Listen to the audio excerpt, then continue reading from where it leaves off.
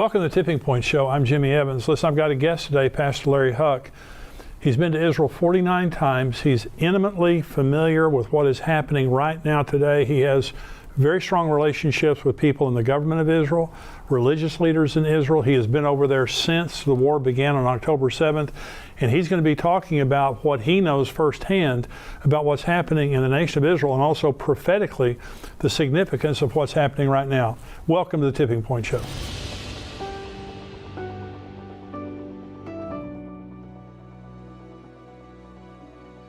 Larry, thank you so much for joining me today. My honor. I'm really, really glad to be here with you, Jimmy. Well, you know, I said in the introduction, you know, you've received awards from the nation of Israel because of your faithful service and devotion to them for many years, not without a price. Yep. I think anyone who stands up for Israel, there's a price that you pay, but there is an eternal reward that we know of. There is. That God's going to bless those who bless Israel, curse those who curse Israel. And so you have relationships on many levels with the political leaders, religious leaders in Israel.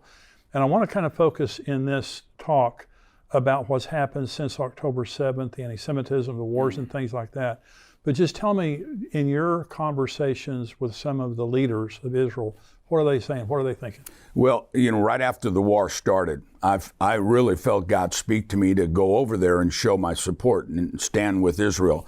And I was actually at the airport in JFK, and all these Jewish men are getting ready to get on the plane, and this man walks up to me and says, "Are you Israeli?" And I said, "No." And he goes, "I didn't think so." He goes, "Why are you going to Israel? Who are you? Why are you going to Israel?" Because the war had just begun. And I said, "Well, I'm Larry Huck." And the guy goes, "Oh, I know who you are. I've heard of you." And he said, "I just brought hostages to speak to Congress to help get America to stand with Israel."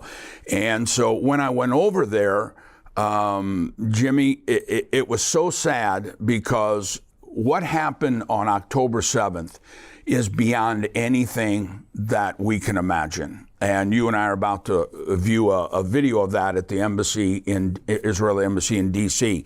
And you know, when I came back, I saw some of the video that you and I are going to see. I talked to hostage relatives. I talked to people that were there. And I later said, I want to apologize for calling Hamas animals, because that's an insult to animals.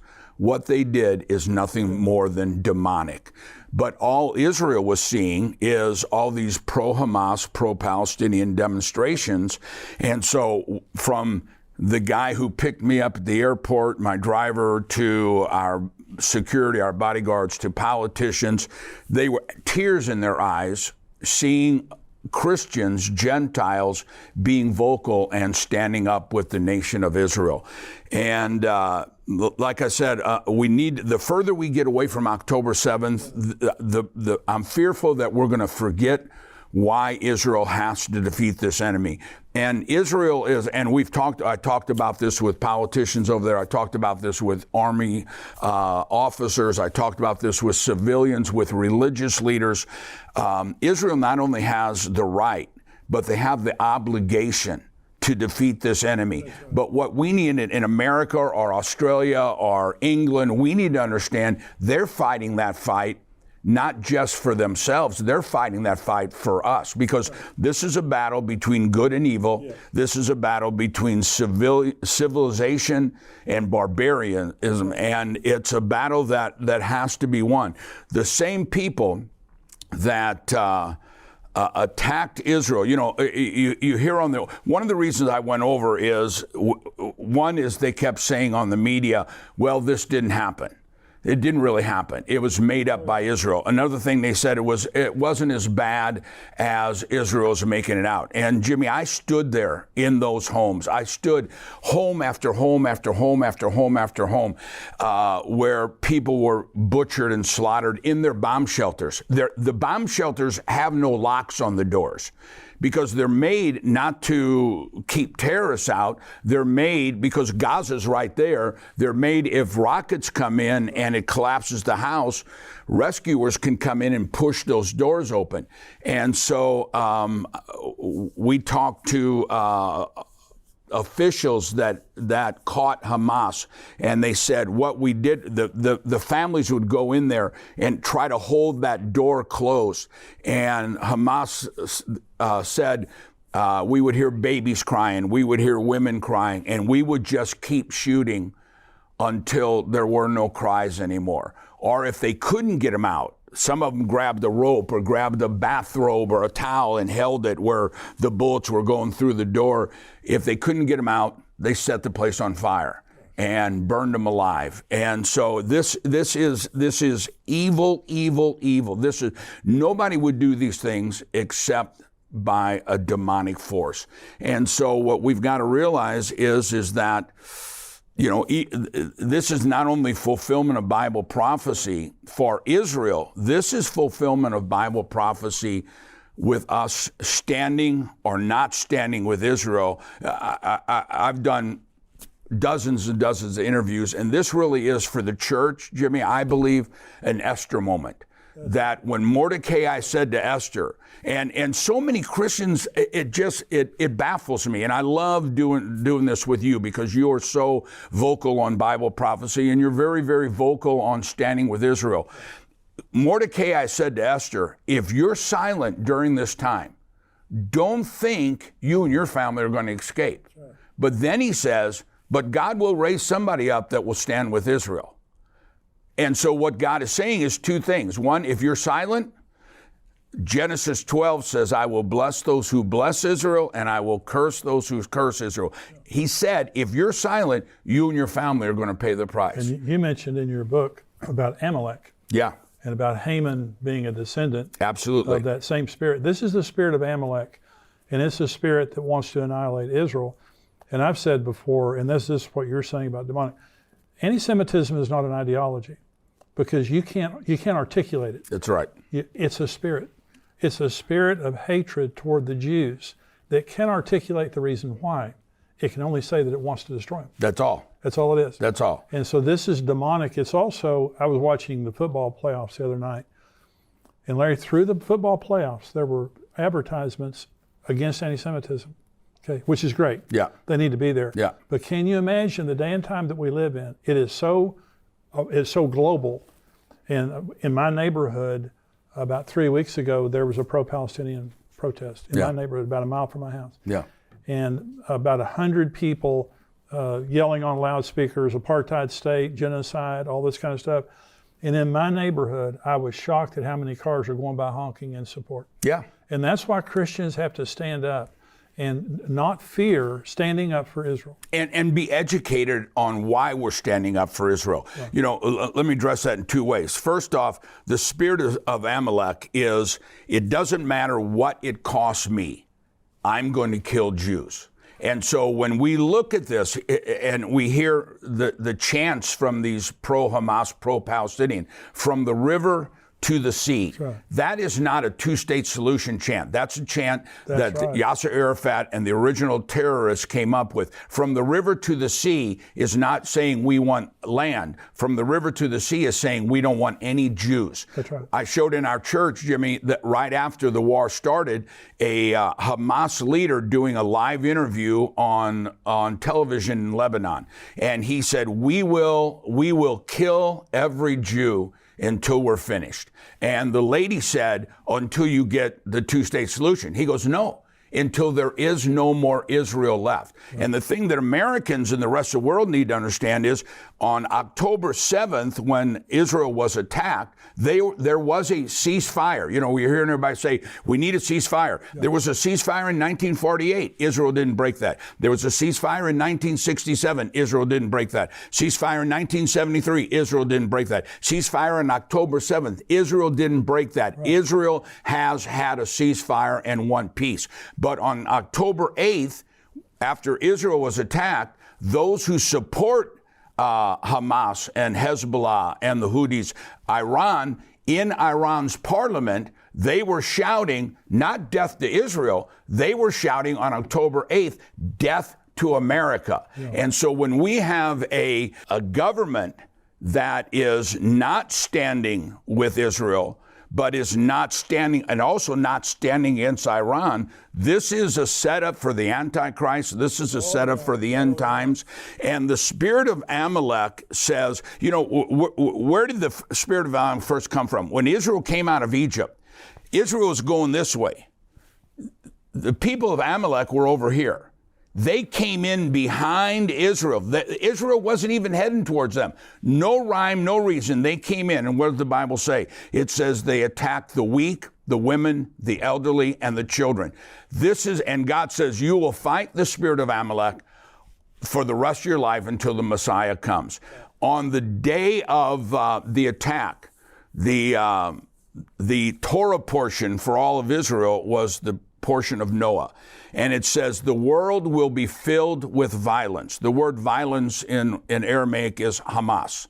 And he said, but at the end, this violence will be utterly destroyed. And so what we're seeing is a wake-up, I believe in all my heart, a wake-up call to the church, saying you better stop playing games. You better get serious about serving God. I think in a lot of ways, the church world has gotten kind of lukewarm, and we're just kind of going through the motions in a lot of ways. And this needs to be a wake-up call to realize when God prophesies something in the Bible, it is going to happen. Right. And anti-Semitism, you know, we were talking about, look how fast this is changing.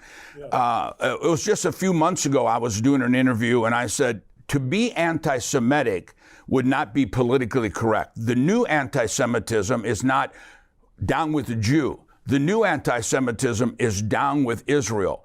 But since October 8th, this thing has come out of the closet, and instead of just saying down with Israel, you're seeing chanting all over the world, Hitler was right, the gas chambers were right, and so there's a rise of anti-Semitism, and this is a prelude to the very spirit that's going to be in the end times with the Antichrist, with the anti-God, with one world government, and this is a time, just like in Esther, that we need to make a choice.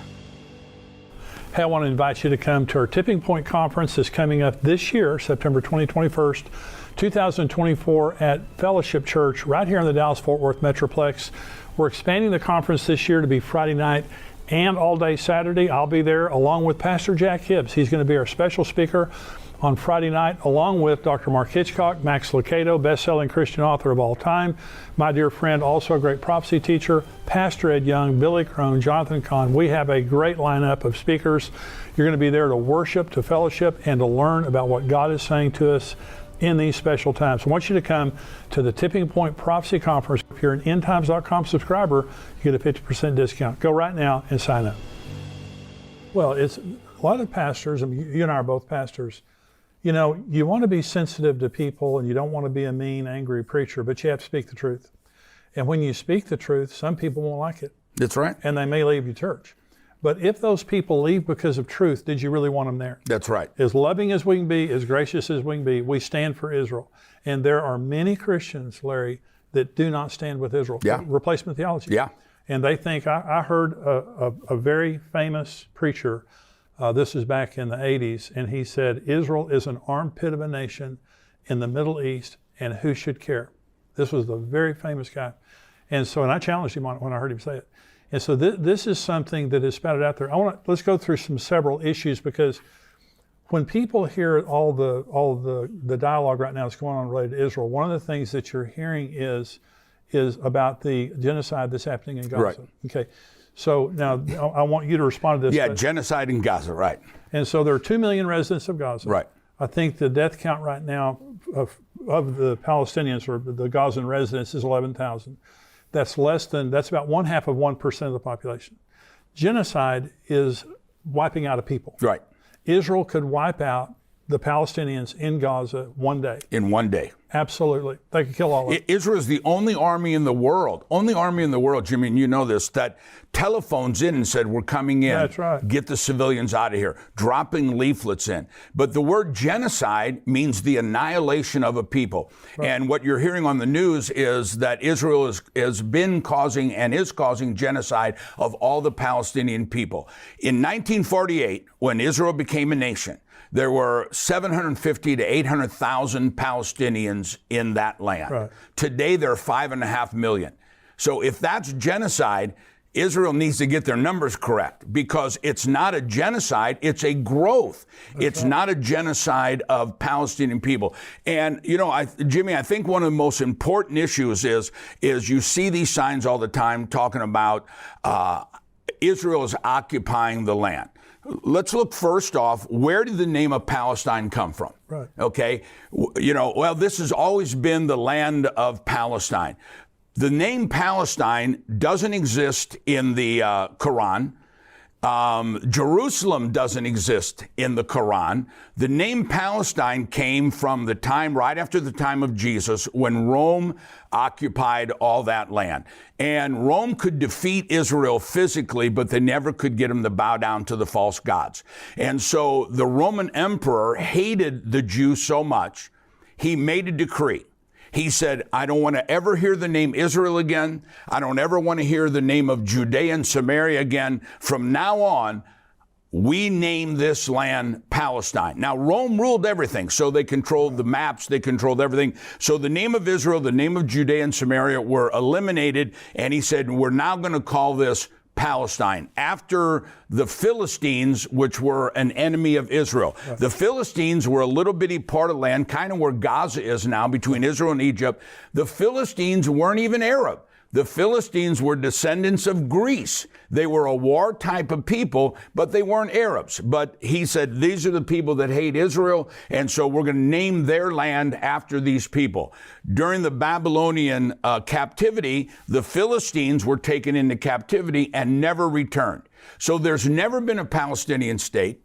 There's never been a Palestinian flag. There's never been a Palestinian government. This is all modern fallacy that the world has embraced as if it's historical fact. Where this happened is that in 1948, well, we'll go back for 400 years, from 1517 to 1917, all of that land, all what we call the Middle East, was ruled by the Ottoman Empire. The Ottomans were not Arabs. They are Muslim, but they're not Arabs. So all of this is the Ottoman Empire, not Philistine, not Arabs, the Ottoman Empire.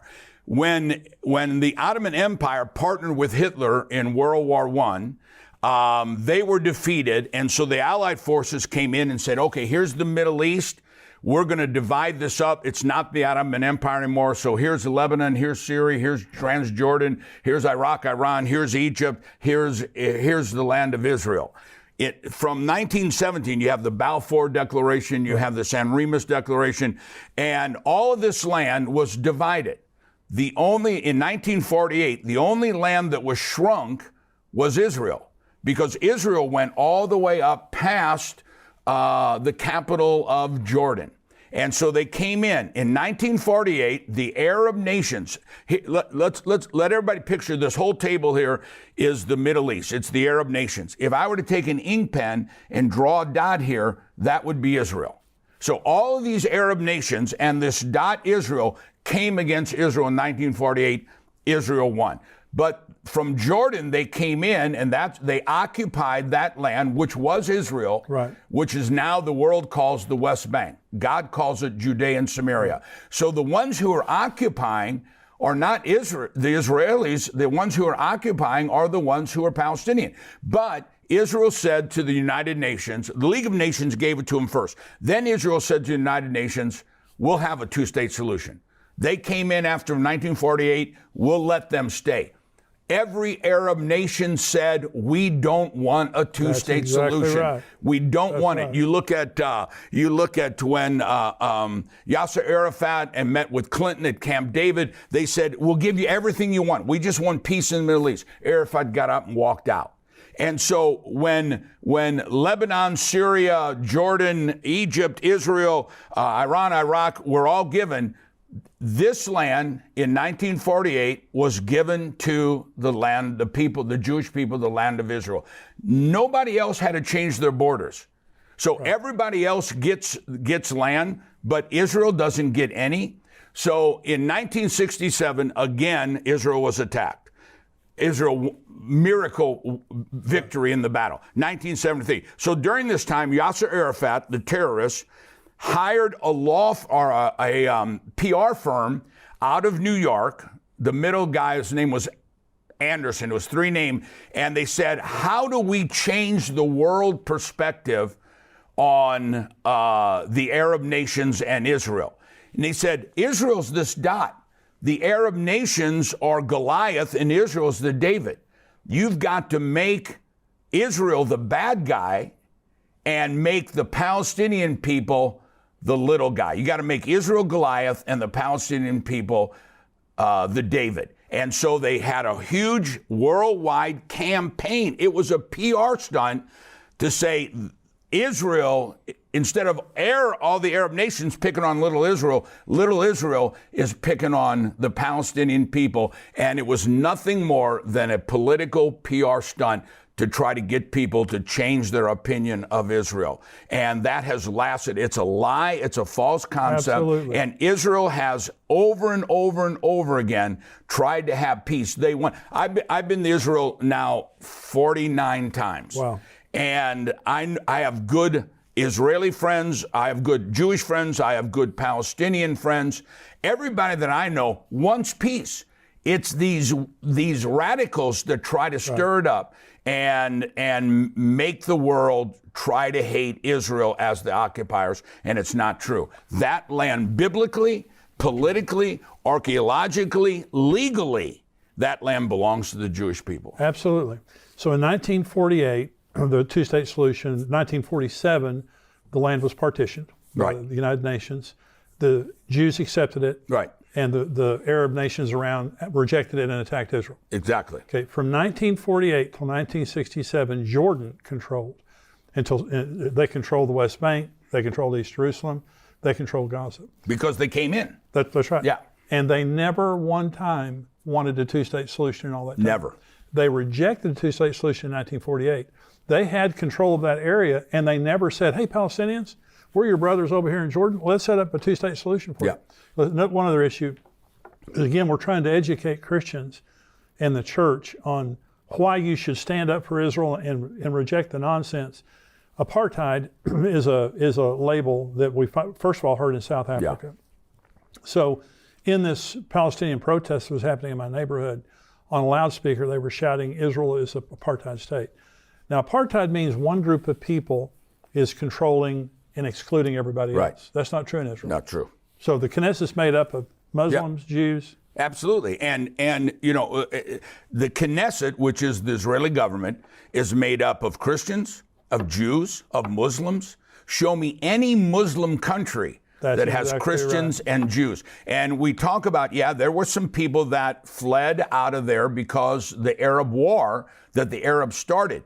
But if you look at all the other Arab nations around there, there has been millions of Jews that have had to leave those Arab nations, which had been their home for 1,000 years. Yeah. They had to leave because of the persecution on the Jewish people. But look at Gaza.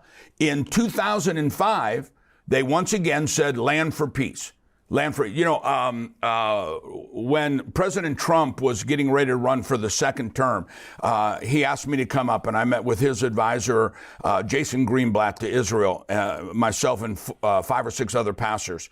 And so he said, Pastor Larry, what about land for peace? I said, it'll never happen. It won't happen. They don't want it. And I said, picture the Dallas Cowboy football stadium, and that's the Arab nation. A matchbook down in the corner. And they're saying, give us half that matchbook, and now we'll have peace. I said, that's what happened in 2005. That's right. They said, give us Gaza. Gaza could have been a new Singapore. It could have been. It was unbelievably beautiful. They removed all these Jewish people out of there. They inherited all these farms and beautiful beaches and hotels. Since 2005, there has been, Jimmy, as you know, hundreds and hundreds of millions of dollars pumped into Gaza. And I just watched a Hamas leader on television probably about 3 or 4 weeks ago. And this interview said, of the hundreds of millions that have come in Gaza, you have 500 miles of underground tunnels for Hamas soldiers, but you don't have one bunker for Gaza civilian. There you go. And he said, we're here for the soldiers. Let the UN worry about the civilians. And so when we're talking about, you brought up genocide, they use civilians, yes, they use Israeli civilians, and they use their own civilians. I saw an interview of a Hamas woman calling for God to judge Hamas, a civilian from Gaza, calling for God to judge Hamas because they're using her and her children as pawns in this and putting their own people to danger. And so there has never been, in reality, number one, there's never been a Palestine. That's number one. There's never been a Palestine. That's a modern day PR New York firm invention. That for 400 years, it was the Ottoman Empire. And so the whole concept of land for peace is a false concept. They'll tell you this themselves. This is not a war for land. This is a war to eliminate Israel. And a war to eliminate Israel is a war to eliminate God. Yes. And when we talk about, Jimmy, the Esther moment, I believe prophetically, between now and this next presidential election, God is coming into the church, and he's going to separate the wheat from the tares. You know, you brought up Genesis 12. I will bless those who bless Israel. In Hebrew, there's a teaching called the avos, or the avot of something. That word means the father. What births what follows.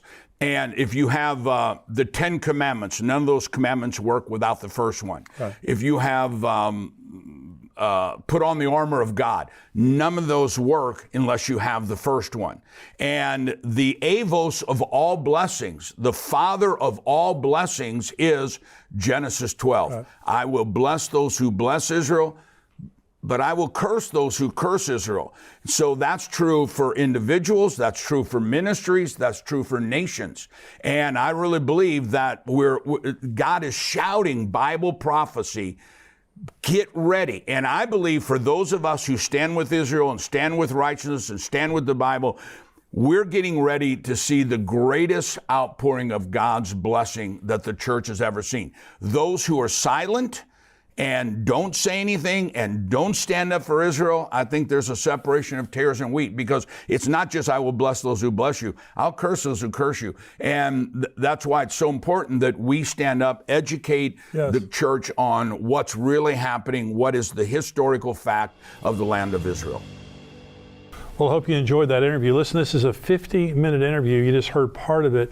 If you want to hear the rest of it, go to endtimes.com, become a subscriber for $7 a month. Not only do you get the Tipping Point show that comes out every Wednesday, you get all the other things that we do all week long, from Brian Chagra, who is our correspondent in Israel, Mark Hitchcock, who is a scholar on the End Times. Every Thursday he has his show, plus everything else we do. $7 a month, endtimes.com.